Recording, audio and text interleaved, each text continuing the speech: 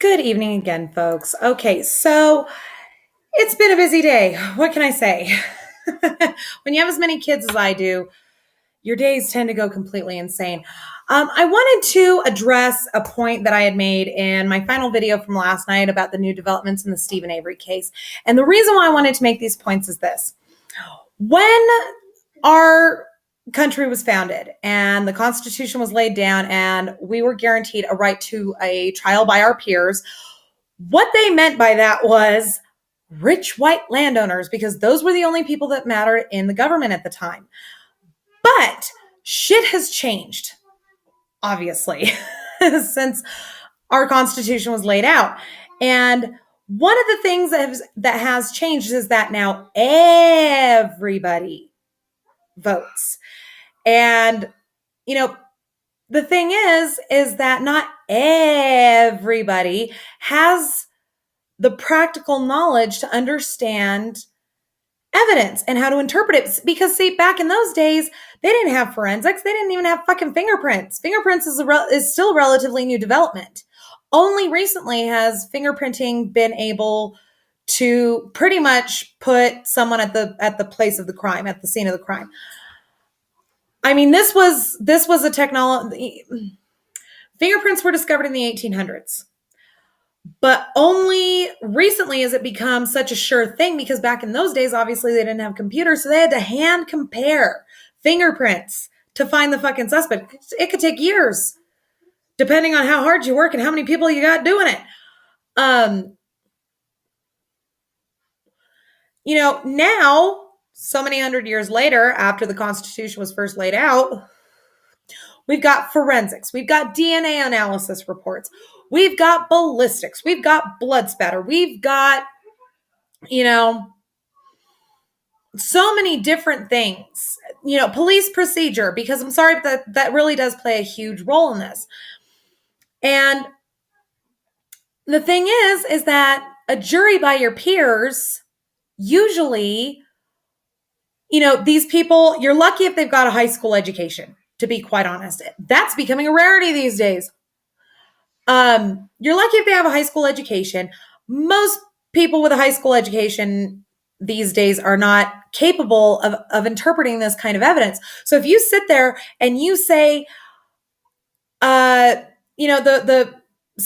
in the closing argument, the prosecutor says something along the lines of, the DNA was not entirely inconsistent with Teresa Halbach.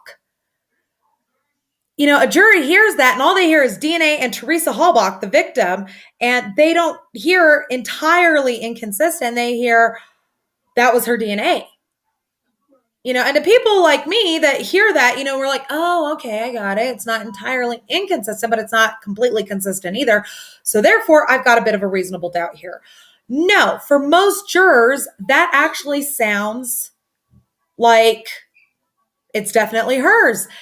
And the thing about that is, folks, you're not really getting a fair trial at that point, because you can have the best fucking attorneys in the state. Look at Stephen Avery. And they can lay out a proper case, perfectly laid out, perfectly explained, but the jury gets confused. And see, that's what the prosecution does. They confuse them. It's kind of their job.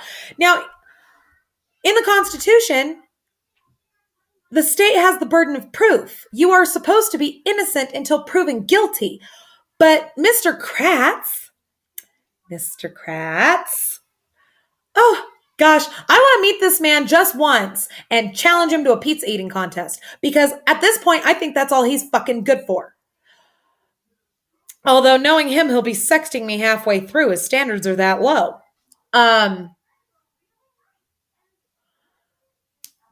Kratz held a press conference from day one and made sure to drop the name Stephen Avery several times. He then held a press conference after Brendan Dassey was arrested and laid out the entire case from beginning to end, all of fucking Brendan Dassey's confession right there on tape. What this did, folks, is this poisoned the jury pool. Manitowoc is a very small rural county and very few citizens.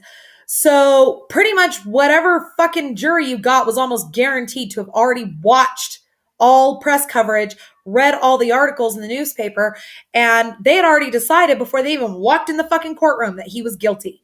How that judge allowed that shit, I will never know. How that judge did not grant a change of venue is bullshit. And I'm sorry, but it should be termed a mistrial since, from that alone.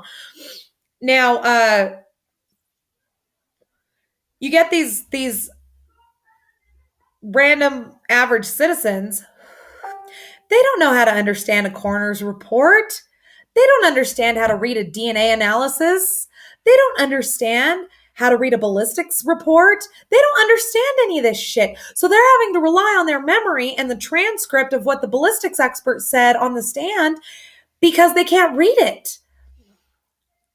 I think that from here on out, and at some point, we need to take that whole trial by a jury of your peers and throw that shit to the wind and hire professional jurors. They must be, that's all they do. They get an education. They can be specialized, like you've got a juror. You have to have at least a juror that's a ballistics expert on a homicide case, obviously, provided that it was a gun. You have to have a blood spatter expert. You have to have, a psychology expert, on down the line. And this way, the evidence can be properly interpreted. And that is a fair trial, ladies and gentlemen. That is fair. Because then the evidence will speak for itself. And no amount of spinning that the attorneys put on this can sway the jury either way. I think that the only time that they should use a jury of random citizens is in tort law, suing people. That's about the extent of it. In criminal law, that's bullshit. I'm sorry. It makes no sense whatsoever. Ken Kratz tried that fucking case in the media before he ever walked into a fucking courtroom for it. And I personally think that Manitowoc and Calumet were working together because if Stephen Avery won the lawsuit, I'm sure that Calumet County had plenty of fucking people that were going to get sued too. It was only a matter of time. It's unconstitutional the way that this case went down. And you know what, folks? I don't care if you believe that Stephen Avery did it or not. You still cannot deny that trial was so amazingly fucking one-sided and biased from day one. The fact that Brendan Dassey's first statement was admitted into evidence is bullshit. He was not advised of his rights, and he did not have a parent or a lawyer present. That right there makes it inadmissible in court. The second statement, the confession, the actual videotape confession was so fucking coerced. And not only that, but again, he didn't have a parent or representation present. And again, that needs to be thrown out. And the judge fucking allowed it. And then his third statement, the fucking one that O'Kelly took, that was allowed in. Again, he had a lawyer at that point. The lawyer didn't fucking go and sit with him during that.